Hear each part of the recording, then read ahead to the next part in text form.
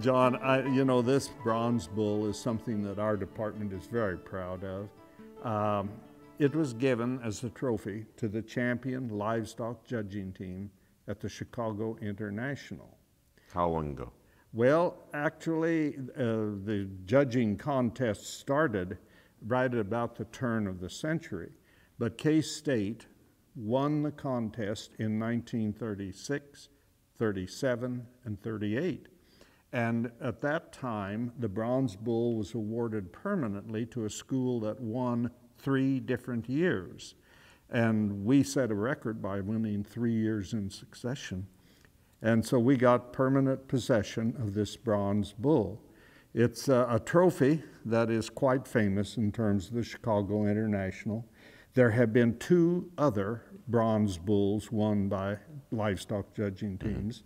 Oklahoma State has one, Iowa State has one, and we have the 3rd one. But they've become so expensive that the International said we're not going to give them to a school anymore. They do have another bronze bull which rotates every year to the winning judging team. And since the Chicago International is not the big major show now, it's done at the Louisville show in Kentucky at the North American Livestock Exposition. Oh my, here's an old friend of mine. When I was the university beef cattle herdsman, this was a live Angus cow, and she wore the ear tag number 96. 96. 96. Dr. Don Good said, we need to have a skeleton that we can use in the classroom so that we can talk about bones and structure of the animal and what was involved. So he said, why not use that old cow? She's failed us. She's produced a dwarf calf. So that was her story and her history. So this is old 96. Well, John, here's another old friend of mine, only because I love this picture. I think it's a great picture. It's an actual oil, but it's a portrait of an Angus bull named Bushranger. And Bushranger sired a steer named Dot that was grand champion market steer at the Chicago International. And so he has a reputation for producing good type cattle.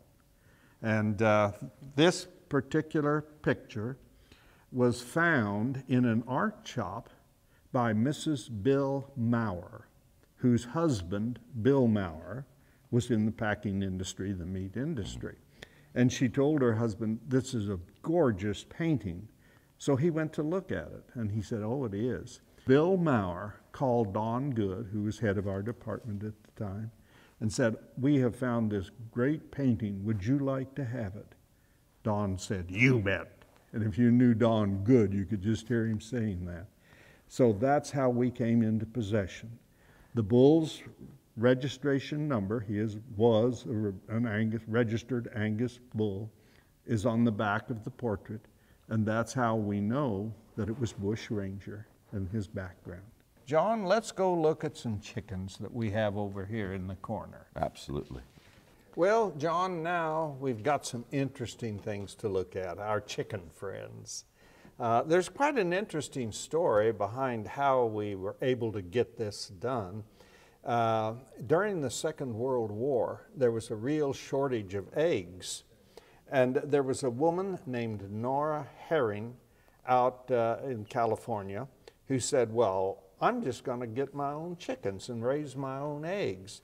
She did. And the National Poultry Association had a meeting in California, and she decided, well, she was going to go to that meeting because now she was in the poultry business. And while there, she met Professor Loyal Payne, who for years and years was head of our poultry department. And they clicked, they hit it off, they became good friends. Well, she and her husband left their estate to be used for poultry at Kansas State. The people in the poultry department said, we want a display to show the different breeds of chickens. So they went out to the producers in Kansas and said, would you donate a cock and a hen so that we can do these exhibits of birds.